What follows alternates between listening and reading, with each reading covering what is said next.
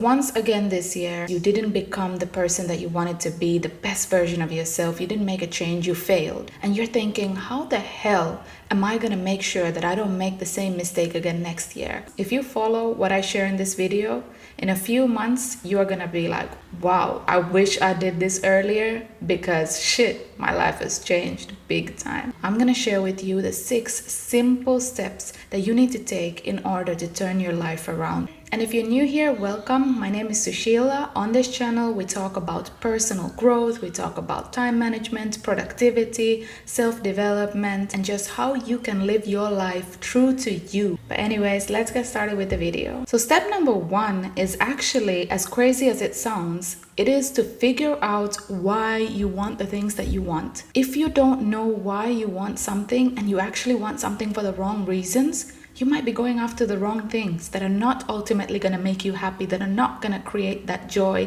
and peace in your life, which is why you might be chasing these goals in the first place. Because you never really took the time to sit down and to really analyze and to think about what is it you want and why do you want what you want. So how do you do this? You need to sit down with yourself, have a paper and pen, or write in your notes, whatever it is. Take a moment and really think about the goals, the things that you want in your life. Why do you want them? Keep asking yourself why. Don't settle for an answer. If you say, I want to be fit, why? So people will respect me, so people will value me, so people will think that I'm good looking. Or is it because you want to be fit for yourself? Really get to the root cause, because when you want what you want aligns with your values that you have in your life, everything falls into place, and it's going to be so much easier for you to stick to your goals when you have the right reasons. Keep digging until you get to the bottom of it. What actually matters to you? What is important to you? What do you value in life? What are your priorities? And surround your goals with that. If you can figure this out, you're so much closer to reaching your goals than you could imagine. And then step number 2 is you really need to figure out what is it gonna take for you to get there, to reach your goal. You might have some amazing goals, but are you really prepared to do the work that it takes to actually reach your goal? For example, if you wanna get fit, have you thought about how many times a week that you're going to train? Have you thought about how you're going to fit it into your schedule? Where are you going to train? What are you going to be doing? What are you going to do when you don't feel motivated? Because those days are going to come for sure. You need to be prepared. The more in detail that you have thought about these things, the more likely it is that you're going to succeed. You just can't only be motivated by the outcomes, because a lot of the things that you really want in life take time, they take effort, they take consistency. And if you're only looking at the outcome, it's going to be hard to reach it. You need to actually try to find enjoyment in the process. You need to find a system that works for you, not just focus on the end goal,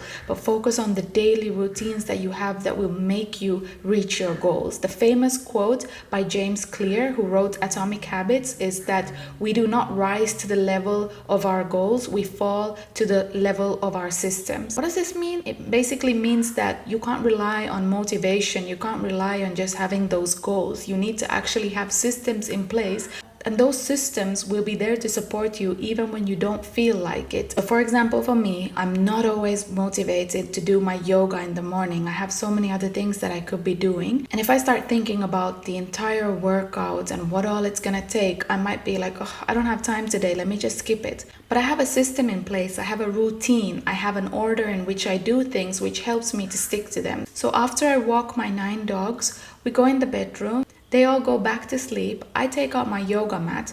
I put on some workout clothes, even though I wouldn't have to, but I just feel more like working out when I'm wearing my workout clothes, and I make sure that I have them ready. And all I do is sit down on my yoga mat and do this particular pose, which is so easy and actually enjoyable for me. Once I've done that one pose, I just keep moving. So have a plan, have a system in place, have a routine, and have an order in which you do things. It's going to help you so much with making it a habit and sticking to your plan. So the third step that you need to take in order to have the best year possible in 2025 and to reach and smash every goal that you have, it is to have a yearly review. And you might think, I don't have time for that. I just want to move on to the next year. I don't want to think about the past. The past is gone. Like, who gives a shit? You know what? If you think like this, you're actually making a big mistake, because the past can teach us so much about the future. And I bet you will actually enjoy this exercise. If you don't have a lot of time, just give it 15 minutes. First, I want you to write down all the highlights of this year. Everything that you succeeded in, every small little victory that you had, everything that you made progress in. Whatever it was that you feel good about, like, wow, I didn't even expect me to reach that. It doesn't even need to be anything big, but just write all those highlights down. Or it can be the moments that you really enjoyed, spending time with your loved ones, an event, whatever it is. And next, after noting down all your highlights, I want you to think about what went wrong in your life. Where was it that you got lost, you fell off track, you were not aligned with your values, you're not headed in the right direction, and why did you not reach your goals this year? And this is not about blaming yourself, about feeling guilty and finding faults. And the thing is that if you can get this right, then you are so much closer to being who you want to be next year. What are the main reasons for that you didn't reach your goals? Was it your mindset? Was it the distractions, the main drainers in your life? And a big part of this is, in today's world, in 2024, we need to be aware of the biggest drainers in our lives. What is distracting us every single day, taking up a lot of our time? For most of us, it is our mobile phones. On a daily basis, how many hours a day do you use your phone that is not related to work or anything important, that you're just wasting time? And what could you do with that time instead? What if you hadn't used your phone all this year? Just think about every single day, like, what takes up my time? What am I spending or wasting my time on every single day that I could actually be using to becoming the person that I want to be? So this yearly review is all about taking responsibility, looking back at the year, remembering the good times, the successful moments, the opportunities that you took, the progress that you made, but also about facing the truth, facing reality of where you went wrong and why you didn't reach where you wanted to reach in life and how you can change this. And step number 4 for having the best year next year is all about writing things down. Most of us store way too much information in our heads to the point where our mind becomes useless and we are not being as productive, as organized, and as clear-headed as we could be. And this is taking away so much potential that we have. So now that you've written down your yearly review, I want you to write down your goals. I want you to write down your plan of how you're going to achieve it. I want you to write down your daily to-dos, what you need to get done, what are your priorities. And I'll tell you one good tip that I use. It is to also note down how many minutes it takes for each task. Like on average, how much do you approximately think that this task is going to take you? This makes me feel so much better about a long list of to-dos when I actually know that most of the tasks are just 5 or 10 minutes, but I just procrastinate on them because I don't want to get them done. But then when I look at the time, I'm like, hey, this is just going to take me 2 minutes to make this phone call, send this message, but I've just been delaying it. And when you do this brain dump every night before you go to sleep or every evening, you feel so much clearer about what you're supposed to do next day, what direction you're supposed to take. And every week at least, maybe on Sundays, do a situation analysis. This will help you so much more in staying on track and remembering what you might have forgotten, because our minds are not meant to store and remember things. So many of us just carry too much information in our heads without writing it down, and that's why our life is a mess. The more organized you can be, the more up to date, the more on track with things you can be with writing things down, the closer you're going to be to reaching your goals next year. And you can choose the system that works best for you. You don't need to follow what everyone else does. Just have any system that works for you, but just remember, write things down. And then step number 5 is all about action. Now, based on everything that we've gone through in step 1, 2, 3, and 4, now we're going to put all this analyzing, all this thinking, all this planning into an actual action plan that is going to guide us through. What steps are you going to take every day, every week, every month? I wouldn't go for 12 months because it's way too long and it can be very demotivating.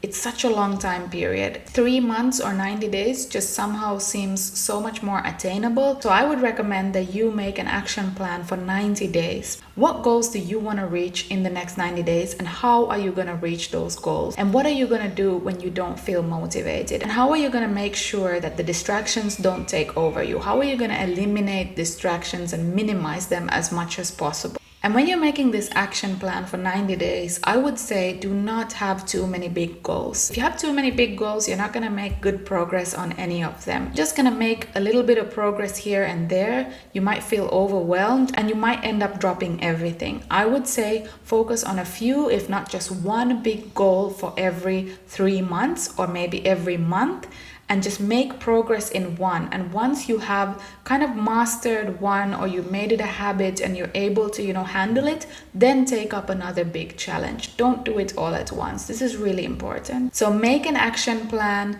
It doesn't need to be complicated. It doesn't need to be a huge document or many pages. It can be very simple, like 1 page, but have an action plan in place. And step number 6 is about creating a morning routine. You can add this to your action plan, but this is super important. You need to have some kind of a morning routine. I'm not saying you need to get up at 5 a.m. You don't need to be standing on your head for 1 hour doing, your breathing exercises and then running a marathon and this and that. No, you can keep it simple. Even if it's just half an hour or 20 minutes, whatever you have time for and whatever you think that you can stick to in the beginning, have some kind of a routine. For me, the simple morning routine that I have is that when I wake up, I don't look at my phone. I just turn off the alarm and I make sure to have the alarm far away from me so that I cannot hit the snooze button. I have to actually get off the alarm, and then I know that I'm already up and I'm starting the day. I go out, take my babies for a walk, and only once I have said 10 things that I'm grateful for to myself out loud, I'm allowed to use my phone. That's a simple morning routine that I have, and it works so well for me. The reason why a morning routine is so important is that when you feel that you succeeded in the morning, you feel like nothing can stop you. You feel good about yourself, you feel proud, you feel that you can reach your goals, you feel that you have made progress. But then again, if you start your day in a way that doesn't align with your values and where you are doing the opposite of what the person that you want to be does, you're gonna feel shit about yourself. You're gonna feel like, what the hell? I fucked up this morning. Why should I even bother with the rest of the day? No. Have a simple morning routine. Like, have small wins. So no matter how short or simple your morning routine is, just make sure that you're doing something that you enjoy, that makes you feel good about yourself after you've done it. It can just be like 5, 10, 15 minutes, but the main thing is that you do something. And I never forget my good friend Tess when she shared with me about her meditation routine, how she's been able to be so consistent for so many years with it. She actually just does at least 5 minutes a day. That's all the expectation that she sets for herself. Like for me, sometimes I think like, oh, I want to start meditating, but I don't have 30 minutes right now. I don't have that much time. But then when we make it very attainable, like very doable, just 5 minutes, it's like nothing. It's so much easier. And then once you get into it, you might want to continue longer. But just knowing that it's not going to take that much time makes it more likely that you're even going to start in the first place. So have a morning routine, no matter what it looks like for you. You can try, you can experiment. What do you like, what you don't like, but just have something that makes you feel like you are winning the day, that you are making progress right from the morning and you are kicking ass for the day. So to summarize the 6 steps, number 1 is figure out why do you want what you want. Number 2, figure out what it takes for you to get there. Number 3, have a yearly review. Number 4, write it all down. Number 5, have an action plan. Number 6, have some kind of a morning routine. And to help you reach your goals, there are 2 books that I warmly recommend to you. They are The One Thing and Essentialism. They have changed my life and the way I see things and the way I prioritize things and the way I just live my life. So I would warmly recommend both of these books. Some other books that I would also recommend is Atomic Habits, The Magic of Thinking Big, The Diary of a CEO. But if you want to make it simple, I would just start with one of these 2. They are going to help you to stay on track and to figure out what you want to focus on. And if you feel like this video has inspired you for the next year to just try out new things and finally reach where you want to reach, I'd recommend you to check out the video that I'm linking here, which is about how you can use your phone for good instead of having it as a main source of distraction to hold you back from reaching your goals in your life. Thank you for watching the video. Subscribe to the channel if you're feeling the vibe. Like the video, drop a comment on what the things you're gonna do for the next year to reach your goals, or which habit or step really resonated with you. And I'll catch you in the next video. Bye.